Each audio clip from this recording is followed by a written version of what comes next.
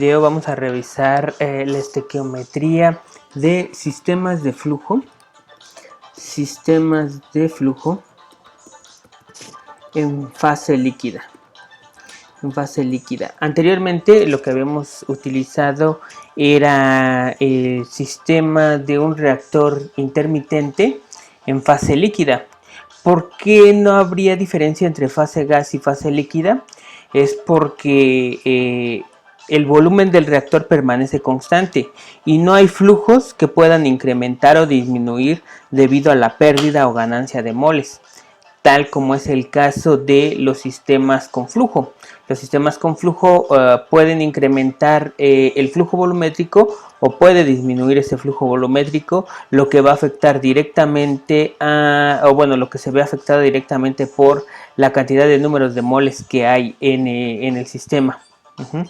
Entonces, por lo tanto, ahorita lo que vamos a ver es sistemas en los cuales no va a haber cambio en el flujo volumétrico. O sea, el flujo volumétrico va a permanecer constante porque sí va a haber cambio de moles, pero no va a haber cambio en el flujo volumétrico porque estamos trabajando en fase líquida. En fase líquida quiere decir que el cambio debido al número de moles va a ser muy pequeño. Entonces, vamos a revisar esto. Vamos a dibujar un sistema, en este caso pues sería un reactor continuo, y en ese reactor continuo estarían ingresando los flujos, ¿sí? Los flujos que pueden ser modificados. Entonces este sería nuestro reactor. Aquí voy a poner la lista de compuestos o la lista de flujos que voy a ingresar al reactor.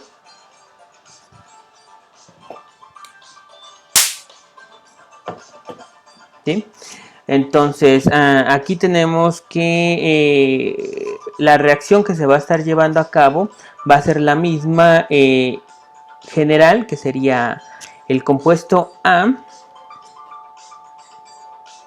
más B sobre dA moles de B va a ser igual a C sobre dA moles de C más D sobre dA moles de D. Entonces, por lo tanto,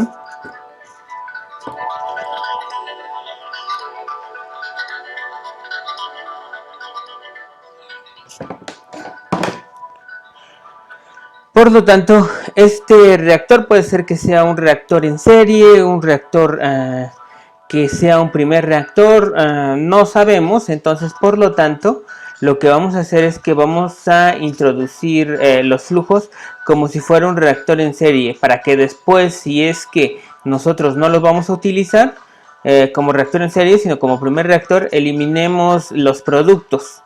¿Sí? Entonces tendríamos que la entrada va a ser FA0, FB0, FC0, FD0 y obviamente el inerte, FI0. Y las salidas vamos a tener como salidas el flujo final de A, flujo final de B, flujo final de C, flujo final de D y el flujo final del compuesto inerte. Luego sabemos que estos flujos, las unidades en las que van a estar los flujos van a ser en mol sobre segundo o principalmente en unidades de moles sobre tiempo. Otra fórmula que vamos a estar utilizando mucho es que va a ser F va a ser igual a FI, o sea, de cualquier compuesto I, y puede ser A, B, C. Entonces FI va a ser igual a FI, no, sería CA o CI por el flujo volumétrico. Entonces esta fórmula es la que vamos a estar utilizando.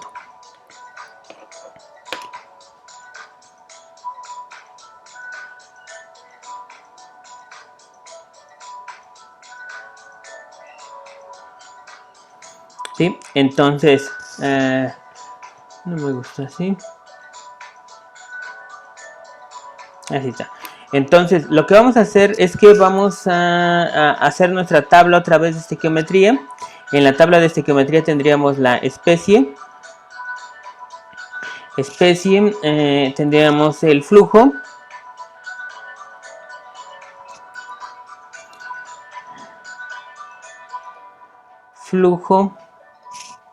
Tendríamos el cambio.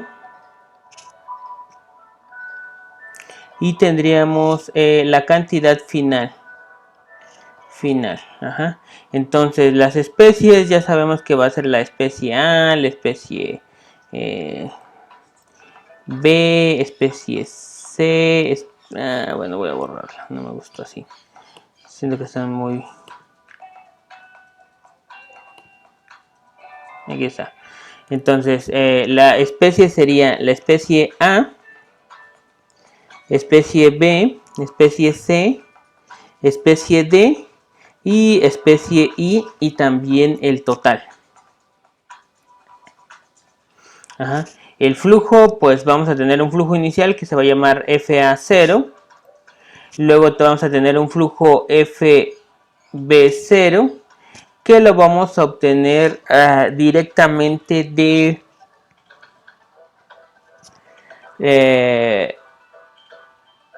lo vamos a tener directamente en función de FA0. Para eso vamos a utilizar el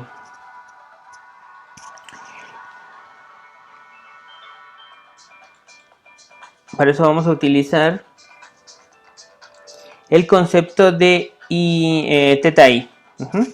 Entonces teta i va a ser igual a, digamos, el número de la concentración inicial, o el número de moles iniciales sobre el número de moles iniciales de A. Entonces sería la concentración inicial sobre CA0. O también decimos que es número de moles iniciales del compuesto que vamos a utilizar, del compuesto I, que I aquí en este caso puede ser B, C, D, excepto A, y el número de moles iniciales del compuesto A, ¿sí? O también puede ser la fracción mol del compuesto I sobre la fracción mol del compuesto A inicial. Entonces todas estas serían CA inicial, N inicial y E inicial. Lo que también nos podemos relacionar son flujos. Sería el flujo inicial del compuesto I, FI0, sobre del flujo inicial del compuesto A0.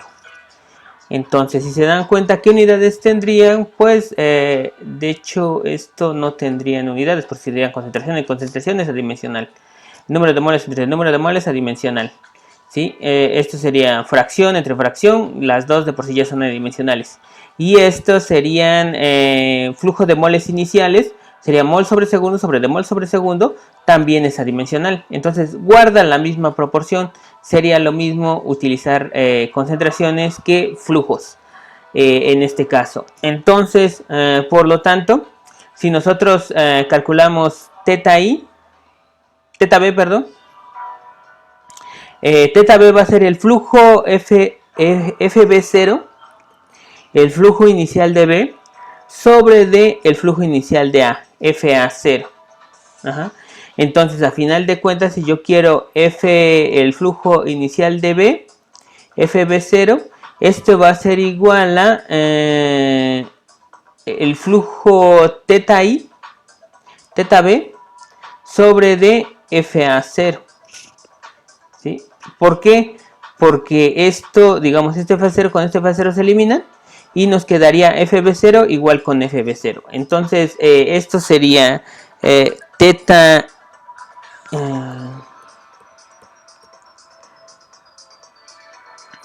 I por FA0.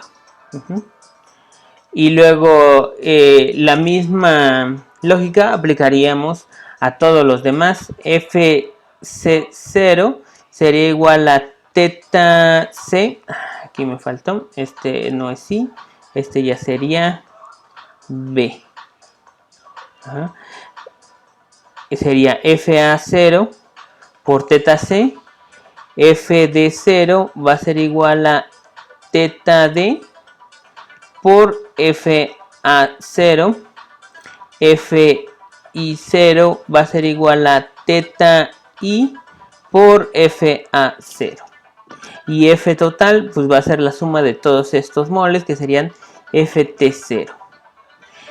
Ajá. Ahora, en cuanto al cambio, voy a hacerlo un poco acá. En cuanto al cambio, tendríamos lo mismo, ¿sí? Por cada mol de A que se consumen determinados números de moles de A. Por cada moles de B se consumen B sobre de A moles de B. Ajá. Entonces, en vez de tener número de moles, aquí tendríamos flujo molar. Entonces, por ejemplo, si nosotros queremos ver el cambio, serían FA0, los números de moles, multiplicados por la conversión, ¿sí? Y para B serían B sobre DA, FA0 número de moles por X. Para C serían más, ¿no? Positivo, porque en este caso ya es un producto. Serían C sobre DA, FA0 por X, ¿ah? D sobre DA, FA0 por XA. Y FI pues no reacciona, por lo tanto no habría cambio, ¿sí? El inerte no va a reaccionar. Ahora, para este caso, si sumamos menos 1, menos B sobre DA, más C sobre DA, más D sobre DA, vamos a tener a la variable delta. Entonces sería delta multiplicado por FA0 por XA. Entonces el total lo podemos calcular también con esta función. A final de cuentas, esto también tendría que ser, quedaría FA sería igual a FA0 1 menos X. Es una fórmula que ya habíamos estado utilizando. FB sería igual a FA0 teta B menos B sobre DA X. Luego FC es igual a FA0 teta C menos C sobre DA X. FD es igual a FA0 teta D. Estos son positivos. Más D sobre DA X, ¿sí? Esos dos son positivos porque son productos. Y esto sería igual a FT0. Sería la cantidad de FT nada más sería, perdón. FT final va a ser igual a FT0 más delta FA0X. Ajá. Y ya tendríamos nuestra tabla estequiométrica para reactores continuos, para reactores que trabajan con flujo. Esto solamente para fase líquida, no sería aplicable para la fase gas, como en el caso de los reactores intermitentes. La tabla de los reactores intermitentes la podemos utilizar tanto en fase líquida como en fase gas, porque el volumen del reactor no cambia y no tenemos flujos. En este caso, como tenemos flujos, el flujo volumétrico puede cambiar. Entonces, primero hacemos la suposición de que no hay cambio de volumen debido a que estamos trabajando en fase líquida. Ese cambio de volumen es muy pequeño, entonces casi despreciable. Pero en fase gas sí es más notable ese cambio de volumen, entonces debemos de tomarlo en cuenta.